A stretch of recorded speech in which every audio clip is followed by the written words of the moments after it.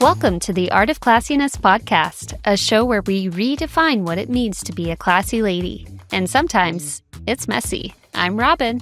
And I'm Deborah, two friends turned classy ladies who are here to discuss life's ups and downs, navigating the complexities of adulthood, and how the gift of friendship is essential to belonging.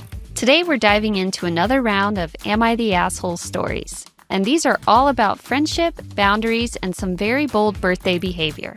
We've got everything from friend group power dynamics to spontaneous barbecue pop-ins to a birthday party that may or may not have been worth ditching your entire crew for. These stories raise some real questions. When are you setting healthy boundaries? And when are you just being cold?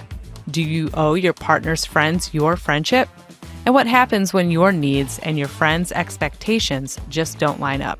As always, we'll unpack each situation with our signature blend of curiosity, judgment, and a sprinkle of pettiness. And of course, we'll ask, who is really in the wrong and who just needs a new group chat?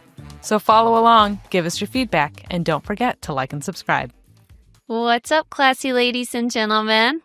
Let's do our classy check-in. How are you, Deborah?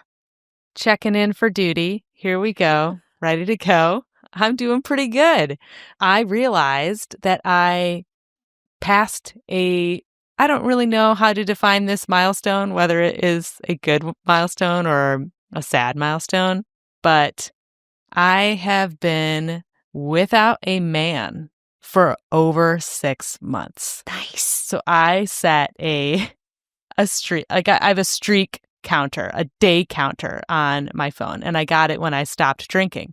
So it has been 1,208 days since my last drink of alcohol. What? And it has been 196 days since I've been single. My goal was 182 days. Wow. I know. It's like I'm happy about it because I am a serial monogamous. I just always find myself in relationships. I usually just get back into it too quickly. And I've really been trying to hold steady and not center men in my life anymore. Mm-hmm. You know, nothing against the good men out there, okay? You'll have your turn. Don't worry. Get in line. I'll get to you when I have a moment, okay? But I've just not really prioritized my own needs and what I want in a very long time. And as someone who's like recovering people pleaser, trying to work through my codependency issues, it was really important to me that after my last breakup, I like truly take this time. And also, it's something that my ex-boyfriend used to point out about me a lot, that I do get into relationships like one after the other. And I kind of like that he was wrong about me. Because I think he low-key thought that I would just like start dating right away. I think that's a man's biggest fear, is that their ex is going to just like jump into another relationship and move on really quickly. It's not that I'm staying single because I'm still mourning that relationship, but I've stayed single because I prefer my own company over others right now. That's great. And that to me is like just the absolute best closure that you can have ever. Absolutely. So I'm feeling good about that. Yeah, I feel good about it for you. It's going really good. And I've made better friend connections since, which has been awesome. That was your goal. Less boys, more girlfriends. Yep. And things are just moving along so well in those areas. And now people are competing with me and my time with myself. That's awesome. So that feels great. Aw, yay. That's how I'm doing. How are you? What's going on your end? Well, the last time we spoke, I told you that we were going to Portland for the weekend, which we had a lovely time. Got to see some friends from Austin, got to see my cousin. The weather was lovely. We had a great time. I thought it was the right choice to get a haircut in the big city. My first haircut outside of Austin, when I was in Austin, I had a stylist that I have been going to for like over 10 years because I always trust her to give me an amazing haircut. That did not happen. And Deborah can see me right now. I describe it as looking like a 12-year-old boy. I showed her a picture for reference, okay? I showed her a picture of what I didn't want. Actually, I was like, this is when I got a bad haircut. I hated it. It was too short. this is the haircut I do want. You see, like, it's 3 to 4 inches past her jawline, okay? It's a long bob. Yeah. I was like, I want my hair to look like this. I want some soft layering because I have fine hair. Like, I was very clear with what I wanted. Yeah. And what she gave me was very close to a pixie cut, it feels like. Here's the thing. I want to start off by saying I have been encouraging to Robin. I think that there's a little bit of potential. I know you're not ready to hear it. But she also just did a bad cut. Like, you showed me a picture of the back of your head and it's misaligned. That's the thing. It's so bad. It's so short. And I knew something was up when she pulled out the electric razor. No one's ever used an electric razor on my hair. I was like, oh. It was when I went to touch it. I was like, where the fuck is my hair? Where is it? Mm-hmm. Mm-hmm. So it's going to be months of growing this out to a place that I can even like go get it fixed because it's so short that I wouldn't even want someone to touch it right now. I do not want it any shorter. No. The only redeeming qualities of this haircut is that I have some length in the front. Yeah. But it's not much. Like, it is shorter than my chin. And I hate it. But I'm trying to learn to love it. But it's just so infuriating. I'm just so mad, like, to communicate exactly what I want. Yeah. She told me she does bobs all the time. I was like, do you do a lot of bobs? It's a very complex cut. Yeah. And she's like, oh, yeah, all the time. And then I saw the way that she was doing it. It took an hour and a half. I'm used to my haircuts taking an hour max. Right. And I was just like, what is taking so long? And why is she parting my hair like that? And why does she keep cutting more off? Walked in there in a good mood, walked out just completely pissed off. So been managing my feelings around that this week. Oh, well, sorry to hear that. You know what? I hate to say it, but your hairstylist sounds like a real asshole. And that's perfect transition to this week's classy convo. Yeah, it's our Am I the Asshole segment. We do this every 4th episode to switch things up. We try to find stories that revolve around friendship in some way. Things that involve like testing boundaries, basic decency, etc. Yeah, we're going to talk about the different dynamics when you're the successful friend, being a little too comfortable in inviting friends over to a friend's house, how to handle your birthday when your friends don't show up for you, and someone who has some very strong opinions on his fiance's friend group. So let's just get right into it. Do you want to go first? Okay. Am I the asshole for telling my friends that it's not my problem they can't afford things? Okay. Looking for some outside opinions on this instead of just hearing from the people involved. I, 33 male, Australia. I'm not going to do an Australian accent, even though I really want to. Rice or blights? I, 33 male. No. That's the only thing I can say. Okay.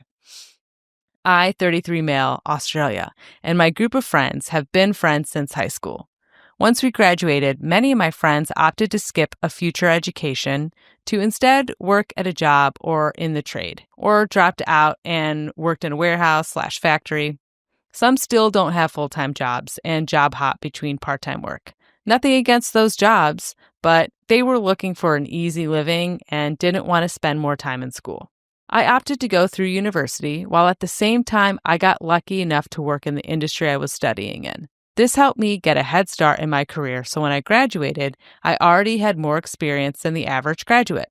It also meant I was waking up at 5 a.m. every day for work and then going to university after, getting home by 9 or 10 p.m. every day. Once I graduated and started working, I got a well-paying job, $80,000 a year annually.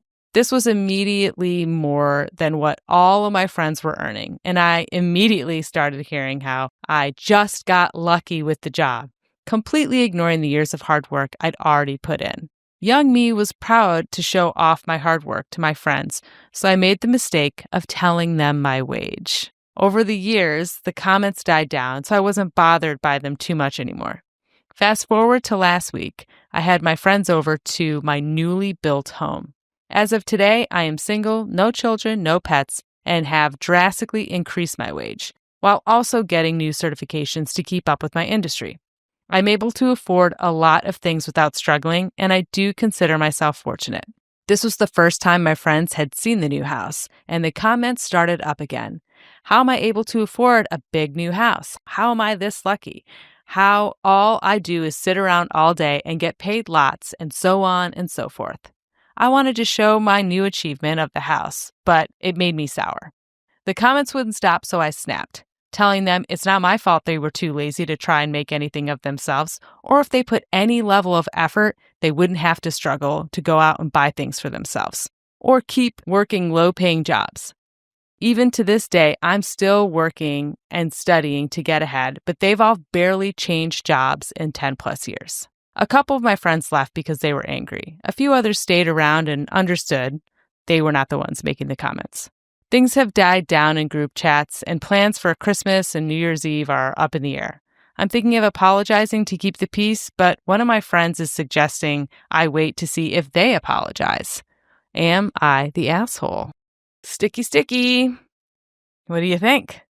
I think everyone's the asshole here. I understand. Is it him? Is it a he? Yes. Yep. I understand his side of things, but I don't approve of the way that he reacted to their comments. Take the high road, whether they're jealous or insecure about where they are in their lives. You can still handle that with grace, even though it's frustrating and it hurts your feelings. There are other ways to get that across where they might naturally apologize to you or just accept it and move on and leave you alone about it. Yeah, and I would love to hear what friendship has been like from the friend's side for all of these years, because he also mentioned that he told them how much he was making when he graduated, which at that time was $80K. And I'm wondering if he doesn't realize how often he is kind of showboating his accomplishments, right? True.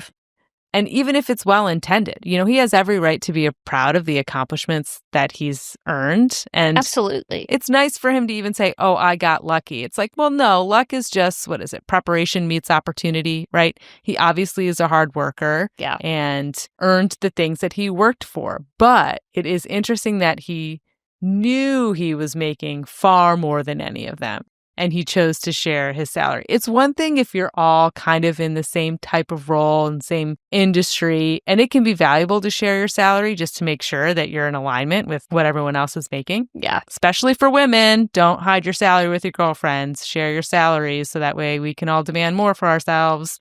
But if he knows he's making so much more, to share that with them may have been a seed that he unintentionally planted that would turn into resentment from his friends over the years. Yeah, that's a good point. But at the same time, I think it's a real dick move when people weaponize your success against you. Has that ever happened to you? I was just about to say that, from his perspective, he's excited for the progress he's made in his life, his career. And I think he's just expecting his friends to be happy for him. I don't know. Have I been in that situation? No, because I have never been more successful than my friends. But I have always been happy for my successful friends, and I would never make them feel bad about it. Right. I'm always happy for my friends. I want to hype them up. I want to celebrate their successes. So weaponizing anyone's success in my life, I don't see myself doing that unless they're being an asshole about rubbing it in my face, at which point we have a bigger issue here. Right. And it's possible that this blow up is really a fracture that has ran much deeper in these dynamics. And they may have just outgrown each other because on one hand, he definitely is showboating a little bit. And, he has every right to be proud of what he's accomplished, like I said. But it seems like their paths have gone in two different directions. And it's almost like everybody said what has been on their mind for a long time. It's been eating him up that his friends have always kind of weaponized his success against him. I hate when people are like, oh, must be nice. when you are around people who, it's like crabs. We've talked about this before. Crabs in a bucket. When one crab finally gets the strength and figures out how to crawl out of the bucket, the other crabs will pull them down. And he's surrounded by crabs pulling him down. And they just need to live their small life that they want to live, which seems like they're perfectly happy with it, right? He seems to be the only one that's bothered by their, lack of quote unquote success. And he deserves to be around friends that will walk into his house and ask him about his wine bar and say, oh, what a nice pool, or whatever all the bells and whistles are that he obviously wants to be recognized for. The question is, though, is he the asshole? It's hard for me to say because I do feel like the way he responded was asshole-ish. Mm-hmm. But we also only have his perspective, and he painted this picture that this is the kind of behavior he gets from his friends quite often. Yeah. So I'm just wondering, like, who owes who an apology? I think it's more than just owing someone an apology. I think they need to have a bigger conversation around this and just face it head on. Yeah. Because making comments here and there over the years and him just like letting it slide off his back, like fester. Yeah, it's festering. And so everyone starts building this narrative in their mind that probably doesn't line up. So, I mean, if these friendships are worth saving, I think there needs to be a bigger conversation outside of an apology, personally. Right. I do think the way that they handled this scenario, like, they were kind of an asshole, but so were the friends, if that's what they were saying to you when you're trying to have like a housewarming party, Everyone's the asshole here, in my mind. Mm-hmm. So my verdict is, taking in consideration everything, the friends did not behave at a housewarming party. There are rules of decorum that you follow, even with your closest friends. And a housewarming party, similar to a wedding, is a chance to show off something that you've been successful in at life, right? Everyone knows when you go to a wedding, there's certain social norms that you follow and just general respectful things that you do. Yeah. And I think the same applies to being able to build your first home. And they shat all over it. They ruined what was supposed to be an important event for him because their insecurities or resentments about how he has talked about his success in the past got in the way, where they couldn't just say, hey, I'm real happy for you, mate, because they're Australian. Put another shrimp on the barbie. Huh? But they didn't. They were assholes about it. And so in a rare first-time verdict, I think we should declare everybody's the asshole here. Oh, so you agree with me? I agree with you. Okay. Assholes all around. And I saw some comments where people are saying, like, I'm from Australia and you know how hard it is to get a house right now. You're the asshole. Oh, wow. You're an asshole for getting a house and, like, telling your friends about it? Like, okay, so tensions are high. Misery sure loves company, I'll tell you that. Misery loves company over there. Okay. Actually, let me see what one says. Okay, there's two. Oh, you're going to love this. Okay. As a fellow Aussie, you're not the asshole.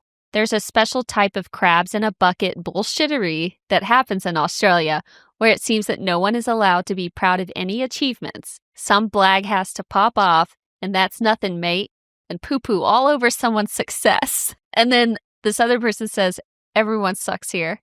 As a fellow Aussie, you did get lucky. You said it yourself. Yeah, it'd be nice if they supported you, but you did flaunt it. Also, depending on how you said it, I wouldn't blame them for being shitty. Did you rub it in their faces, or did you say you'd worked your ass off and this is the culmination for it? Also, you know how fucking hard it is to get a house right now. That's one I saw. Wow. Okay. I was like, oh, I think this commenter might be a little bitter Betty. Tensions are high. Truly. Tensions are high. Okay, well, here we go. Everyone's the asshole. Declared. Plot twist. Did not see that coming. Okay, Robin, why don't you give us one? Alrighty. Am I the asshole for ignoring my friend's phone calls after she invited herself, her spouse, her children, and her friends to my home for an impromptu barbecue without my permission? Okay, very specific. Whew, that was a long one. My friend is having a hard time with her spouse, and really needs someone to be there for her while they work through their issues. We only just recently reconnected after not speaking for 4 years. Now, every time she calls, she asks me what I'm doing for the day or at that moment, and then invites herself, her family of 4, and some of her friends over to my house. Example 1, for clarity. Friday was her spouse's birthday. Monday, she told me her plan was to take him to dinner. Then she calls me Friday morning asking me what I was doing. I told her I was just watching a movie on my couch. Then she says, I know it's last minute, but I want to come over and barbecue at your house. She said the kids could play together and we could hang out and have some drinks. I hesitated initially and then told her that I didn't really have a lot of meat here, nor was my home company ready. She responded that she would grab some more food and do all of the cooking. Then I said okay. I cleaned up a little bit and then I received a second call. She excitedly told me that she invited her guy friend and he may bring a friend for me to talk to, and a female friend of hers was also coming. I was so shocked that she was trying to throw a party, not just come over and hang out with just her family like she implied during the first call. Her family already was 4 people that I was not expecting, which would have made a total of 8 people, including my own children. I have only met 2 of the 3 people she invited. She did not even ask if she could invite anyone else to my home or give out my address. Luckily, I got a call on the other line and told her I'd call back. 2 hours passed by and she called me repeatedly. I decided to text her that something came up and I can't host a party for her husband. I did not receive a response. I waited another 2 hours and then called her to see how the barbecue party was going. She told me she didn't even have the barbecue party. Like, what the fuck? I asked her why she didn't ask her friends to come over to her apartment since she has her own barbecue grill, and why didn't she at least go out to dinner like she planned originally? She literally didn't even answer the first question, but said she didn't want to spend a lot of money on going out to eat. So am I the asshole for making up an excuse to end the call and then ignoring all of her repeated calls to confirm? Well, you know what this dynamic reminds me of? Chaos Goblin and maybe Black Cat. Ooh. Definitely a Chaos Goblin. Well, bet. 100%. Your friend who is just saying, like, at the last minute, not only at the last minute, but for your husband's birthday, to be like, you know what, actually, we're going to do barbecue and we're going to do it at your house. And like, well, I'll just invite some friends. Hey, I just met a guy. He's going to be there too. Like, total Chaos Goblin energy to come in like a fucking hurricane and just throw a barbecue at somebody else's house for your husband's birthday, which is insane. The day of. The day of. I don't know. I feel like a few lines are crossed. Like, this is a boundary issue, I would say. Definitely.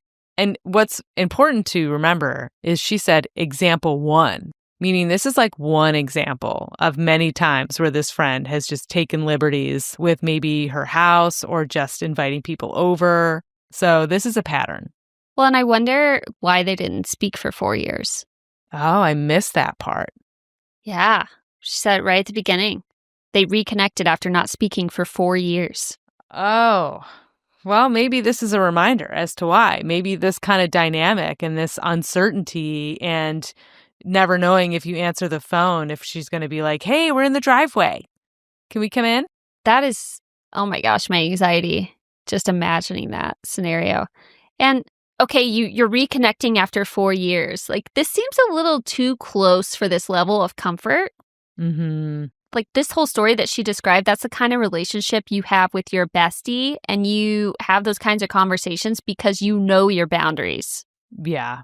And, like, she clearly is not reading the room that this friend does not want to have company over all the time.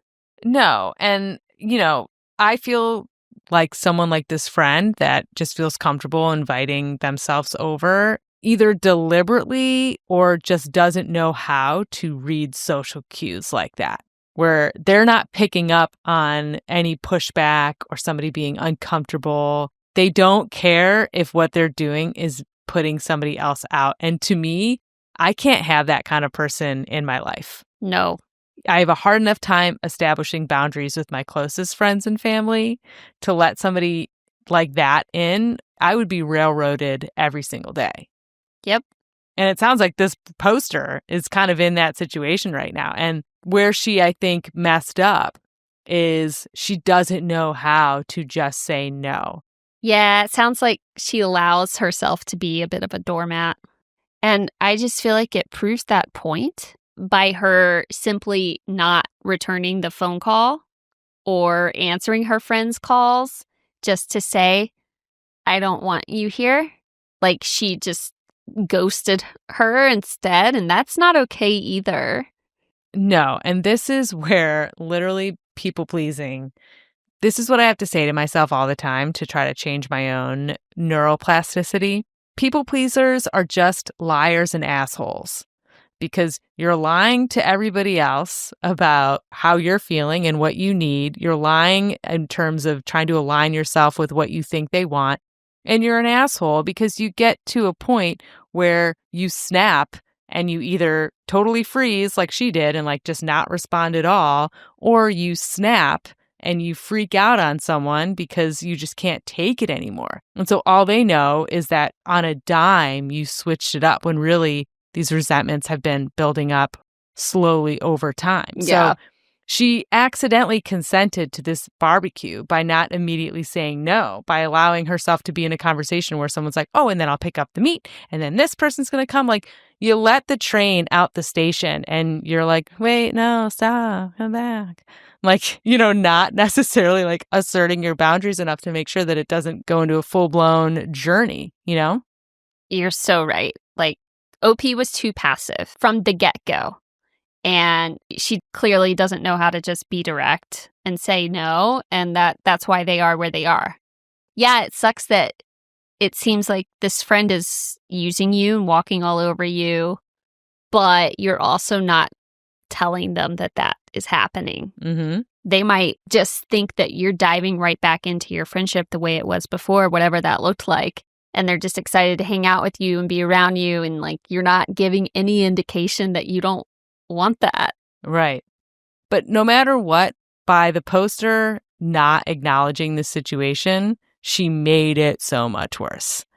Truly. Far worse than it had to be. Far worse than it would have been if she just said, hey, listen, I know it's your husband's birthday. This isn't enough time for me to get on board with having a barbecue here. Yeah. Let's plan something in the next few weeks where I have a little bit more time to like mentally get ready.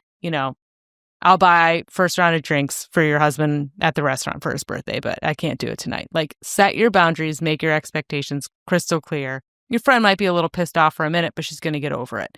Leaving her in a 2-hour limbo is mental torture to put on somebody because you don't have the balls to speak your mind. So, in my opinion, poster, you are the asshole. The whole day was ruined by everyone. By everyone. The friend planning birthday party at someone else's house at the last minute. Yeah, asshole behavior. That's chaos goblin for sure, and that's just an asshole move. Mm-hmm. Mm-hmm. And OP became the asshole when they got off the phone and then didn't return the call or answer the friend's phone calls because, like, you did initially tell her yes. Mm-hmm. It is your responsibility to tell her you have changed your mind. Yep. And to call later and be like, how's the barbecue going? No, you just felt bad that you handled things the way you did. Yeah, bitch move. Everyone sucks here, in my mind. Oh, okay. All right. Declared, everyone sucks. Declared. Damn, we're on a roll. Okay.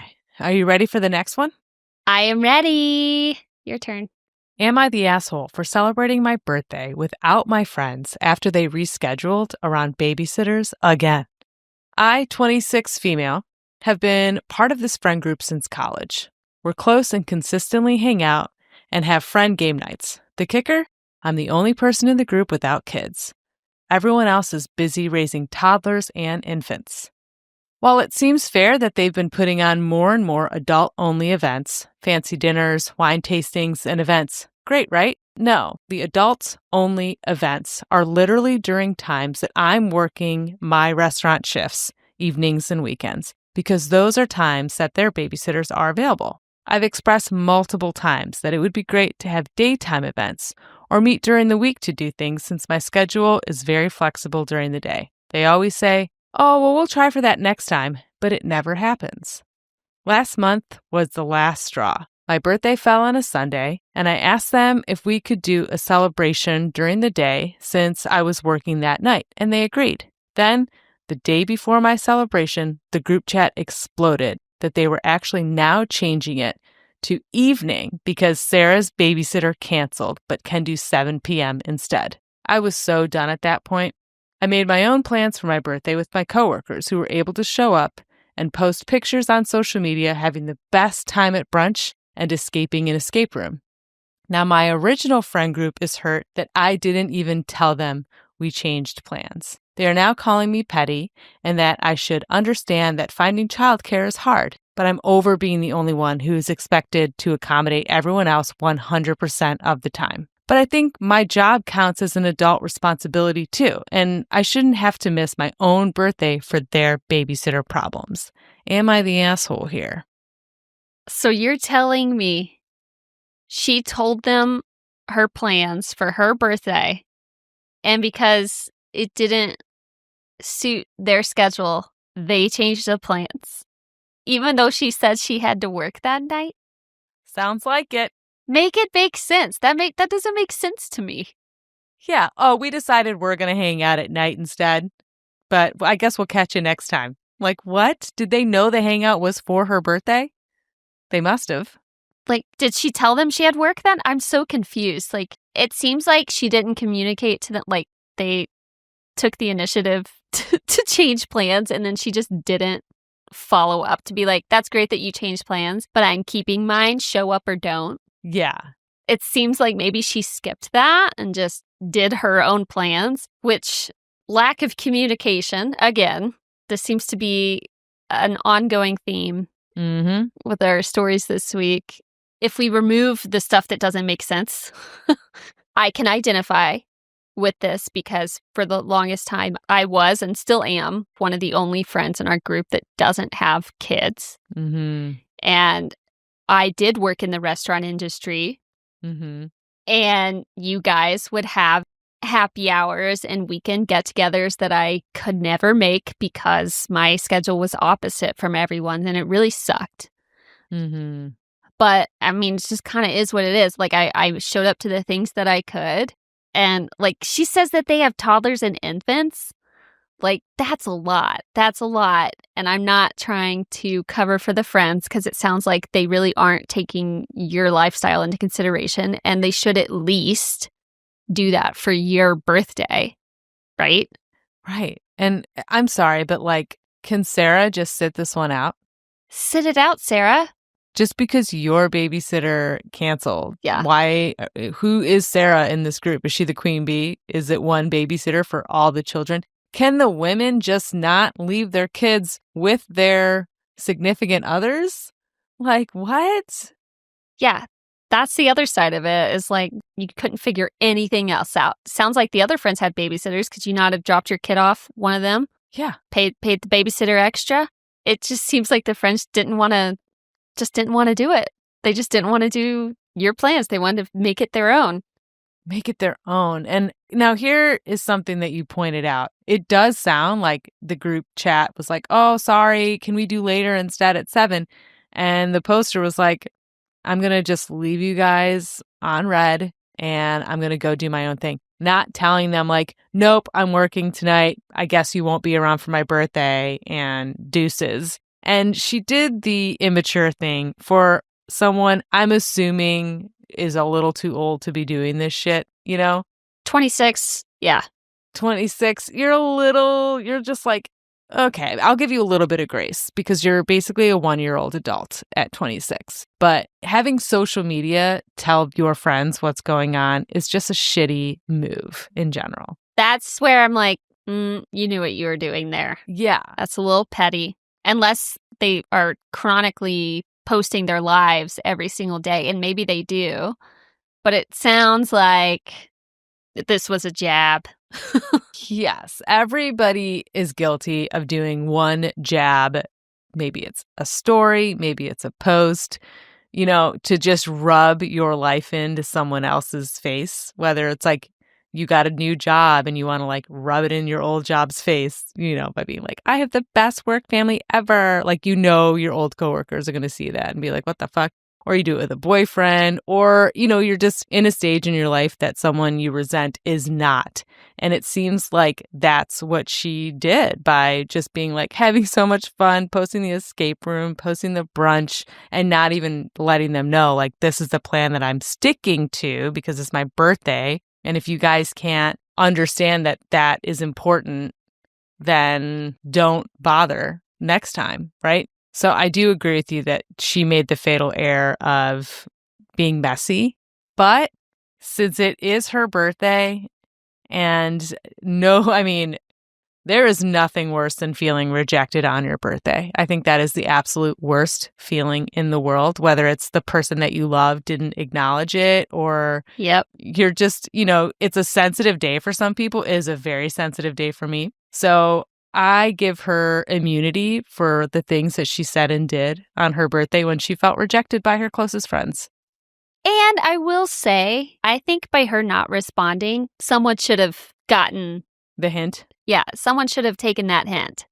Like you said last week, like when I stop responding in the group chat, that's when you know something's up with me. Mm-hmm. Mm-hmm. And I think that's the case with this friend. It's like, you guys should have known when she didn't reply that she was upset, and no one tried to fix it. No. Unless she's leaving stuff out of this story that kind of already doesn't make sense. I'm sure there's a lot of things that probably happen in this dynamic, but do better next time, poster. But in this scenario, I would say not the asshole. Yeah. Like you said, birthday gets immunity. Mm-hmm. I agree with that. You get this one pass. Yeah. Now figure out a way to communicate with your friends. Yeah, hopefully they can work that out. All right. Last story. This one's a little long. Brace yourself. It's worth it. It is. This is the best one. Mm-hmm, mm-hmm, mm-hmm. Am I the asshole for telling my fiance's friends that we aren't friends and to leave me alone? TLDR, I yelled at my girlfriend's friends that we'll never be friends and to leave me alone. It's just the same as the title. It's the same as the title. We got it the first time, buddy. Now make it longer. Okay. So, on December 1st, my fiance's friend, I don't know which one, hosted a holiday get-together that I immediately did not want to go to, but kept it to myself because I know how much my fiance loves her girlfriends. I do not have a problem with her girlfriends. It's their partners that piss me off. For background, each of them have tried to connect with me or befriend me over the years, and each time I've shot them down as bluntly as possible. I have my own group of friends, and I don't want more. I smile and keep everything surface level in person because I know my fiancé loves get-togethers. On the first night we all met, we all exchanged numbers, and once they each tried to text me or call me, I blocked them. They added me on Snapchat and added me to their group chat. I again blocked all of them and left the group chat.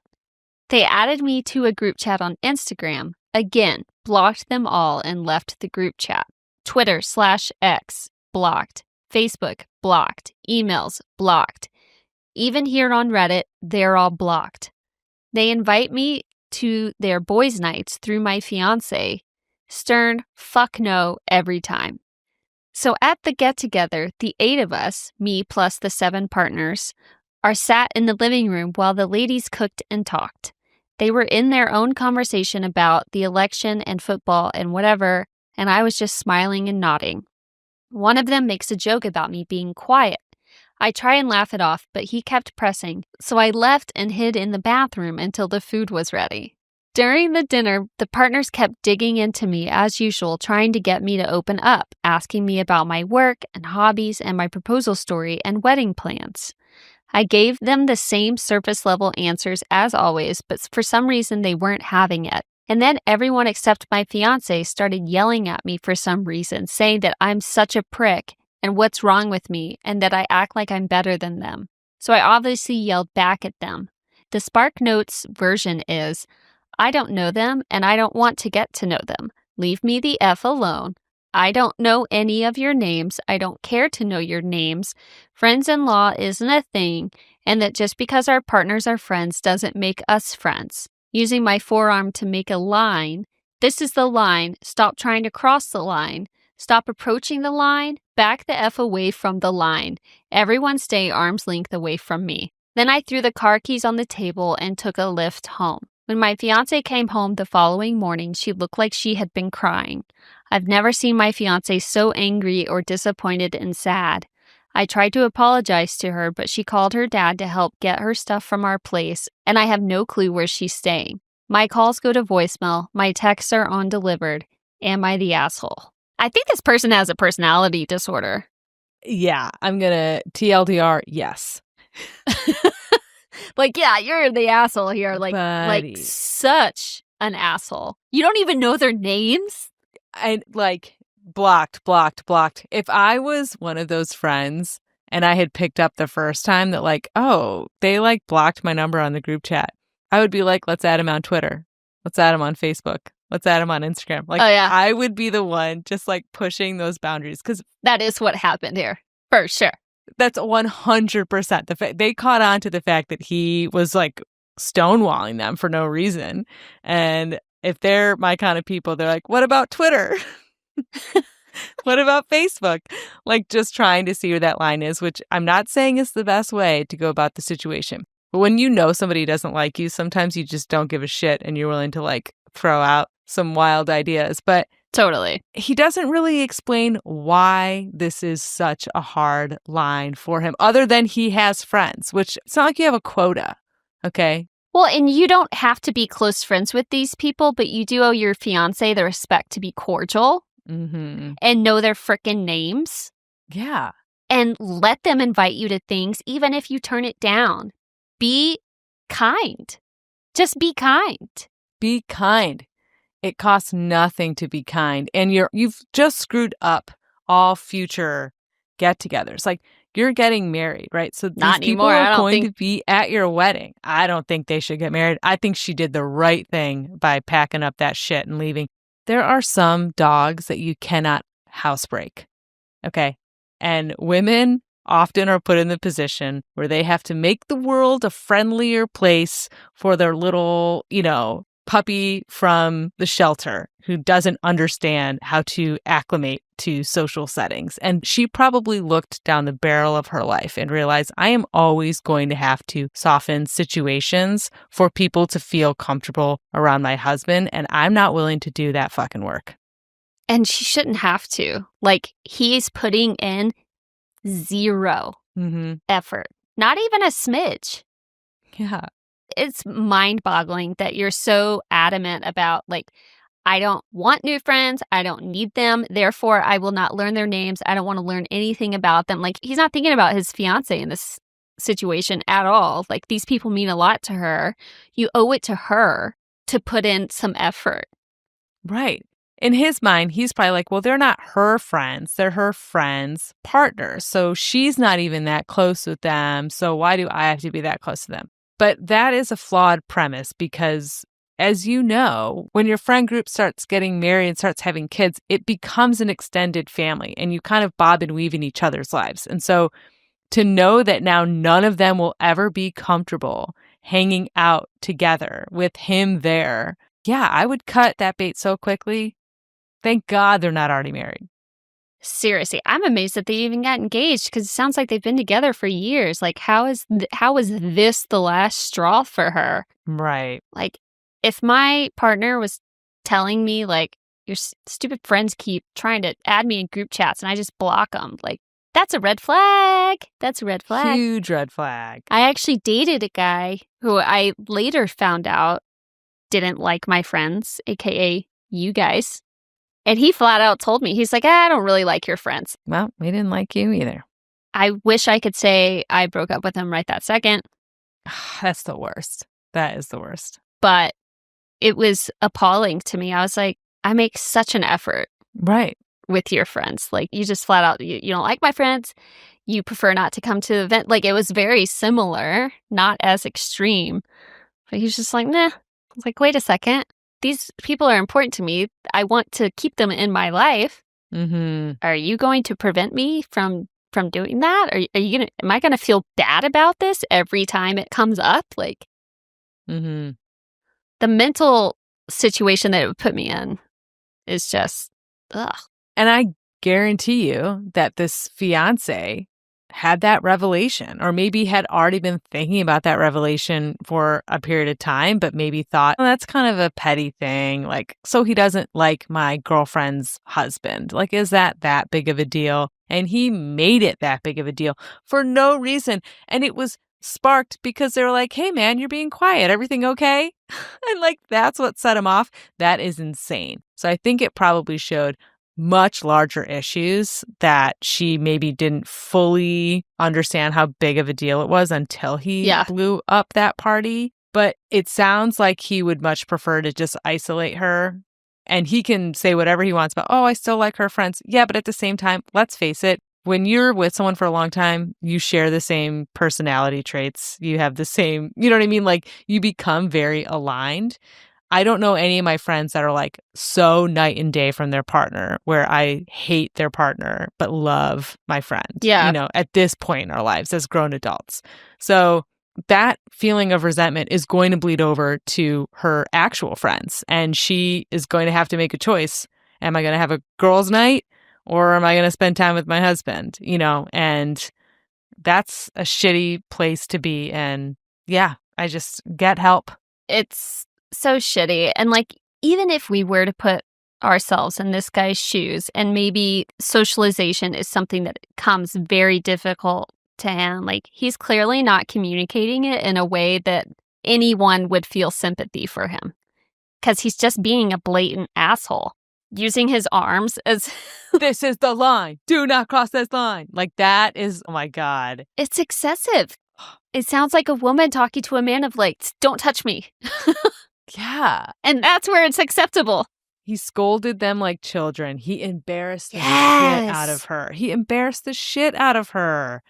And I'm sorry, there's just no way around it. And to even be like, am I the asshole? What are you fucking talking about? Of course you're the asshole. And you have a personality disorder. So go get help. Yeah. Yeah. Well, I hope he gets the help he needs. And I hope she finds a guy that is the life of the party and all of her friends love.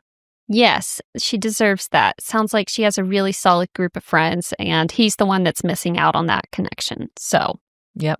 You're the asshole. Declared.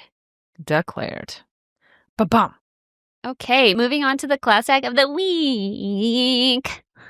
This is where we take a moment. This is where we take a moment to celebrate the good stuff. Every week, we spotlight a moment, a person, or even a place that reminds us of what class really looks like in action. And this week, it is Deborah's turn. It is. So this past weekend, I rode in my 5th Pelotonia. Woohoo! And I have talked about this before, but I have no problem in explaining it again. So Pelotonia is an event that happens in Columbus, Ohio, and all of the fundraising goes towards the James Cancer Hospital on Ohio State's campus. And it is a bike ride event. I don't know how many routes they had this year, but they usually have multiple different distances that you can choose from. The lowest is what I did, which was 24 miles. And it goes as long as either 180 or 200 miles, which those take 2 days. They stay overnight at a college, and then they ride 100 more miles the next day, which is crazy. Insane. I've done this event for 5 years. I've been a rider for 5 different times. COVID, they just did a random fundraising year. And then the first year I did it, I was a volunteer. It is such a powerful event. It is one of the largest bike riding fundraisers in the country.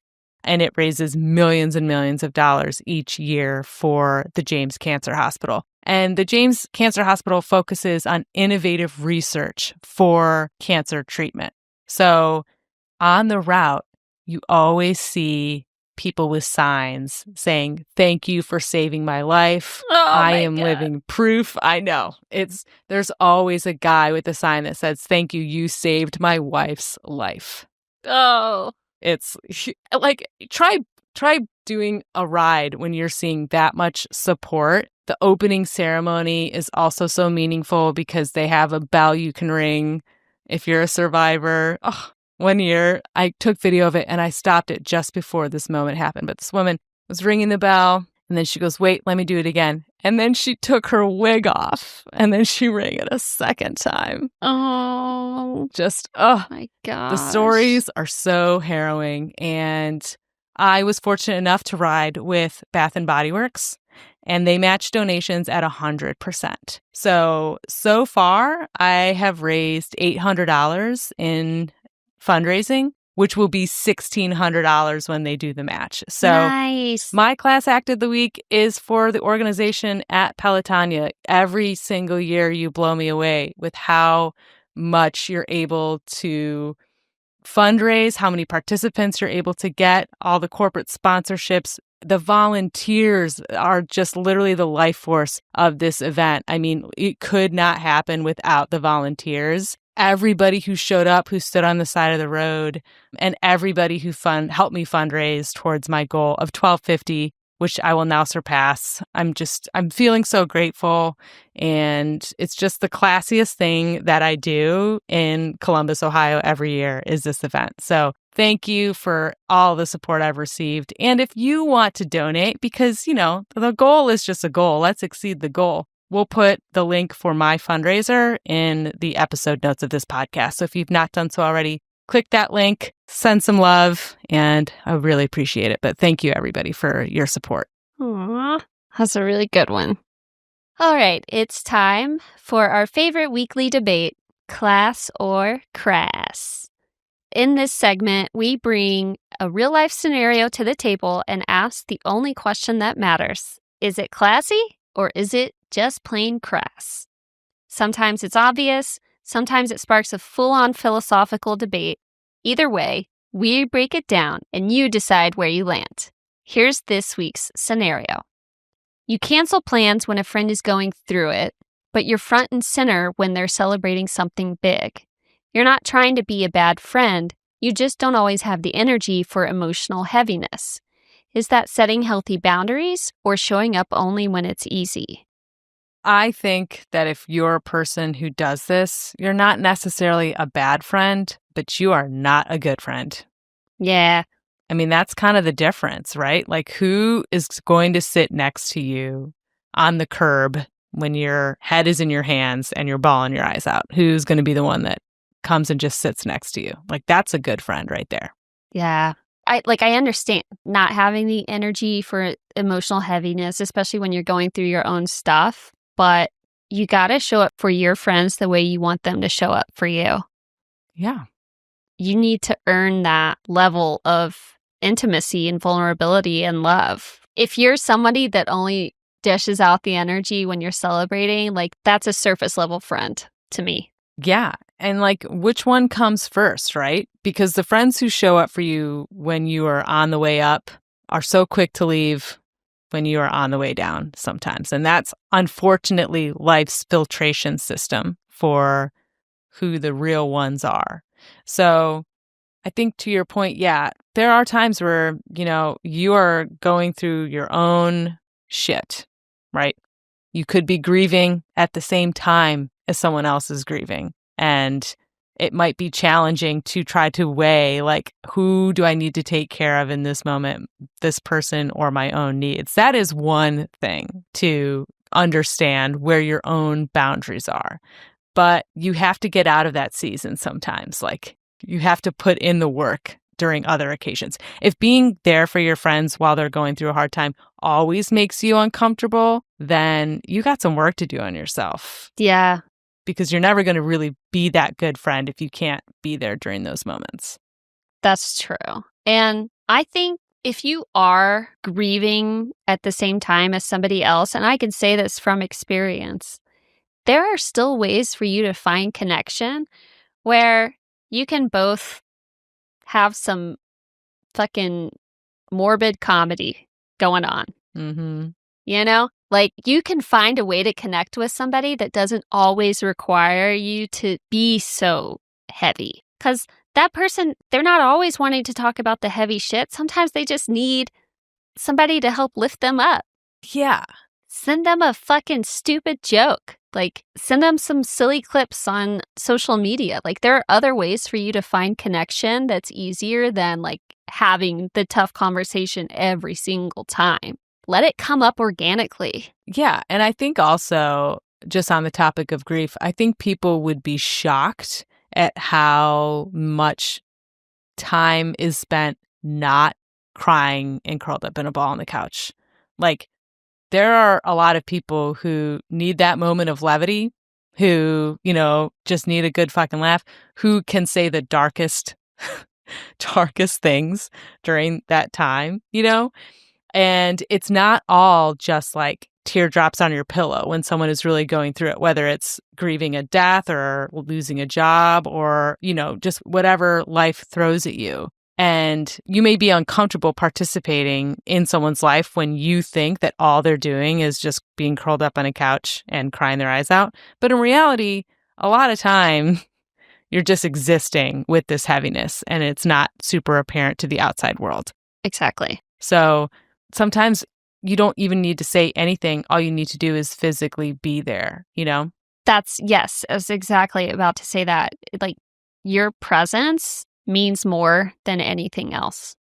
Being witness to someone's pain.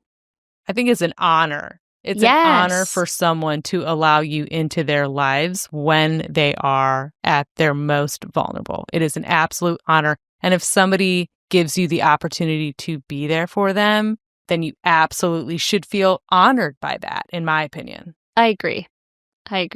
And it's one thing to set healthy boundaries, but in this scenario, it does sound like, you're only showing up when it's easy. And I remember there was a phase in my life where a lot of people acted that way because they were the star of their own show. Like, nobody was thinking about me and what I was going through, and I didn't feel like I could talk to most people about it. And I think life experience can get you there faster.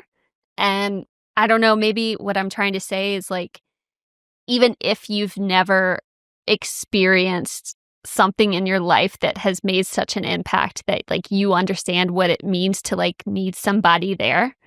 Mm-hmm.